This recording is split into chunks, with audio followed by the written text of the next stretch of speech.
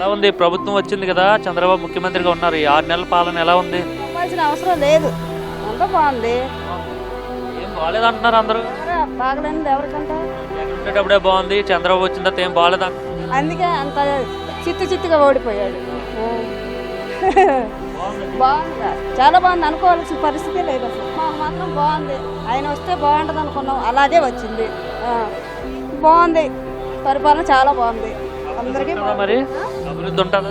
ఉండింది. వాళ్ళు దేవుళ్ళు అండి, దేవుళ్ళు అభివృద్ధి చేయకుంటుంటారా ఏంటి? దేవుడు అంటున్నారు చాలా మంది. దేవుడు అందుకే పోయాడు. దేవుడికి అందుకే దేవుడికి దండం పెట్టారు. కానీ మళ్ళీ వస్తాను అంటున్నాడు. వాడికి అసలు వైసీపీ అన్నదే ఉండదు చరిత్రలో చెప్పుకోవాలి పిల్లలకి.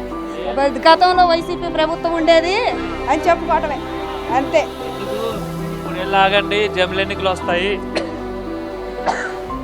లేదంటే జనరల్ ఎలక్షన్లో బలాదూరే, ఏదొచ్చినా బలాదూరే. ఏం చేయలేదండి చంద్రబాబు నాయుడు. మొన్న మీ వరదల్లో మునిగిపోతే ఎంత చేశాడో తెలుసా? అసలు మేము దేవుడికైనా దండం పెడతాం, లేదని ఆయన పెడతాం అంతే.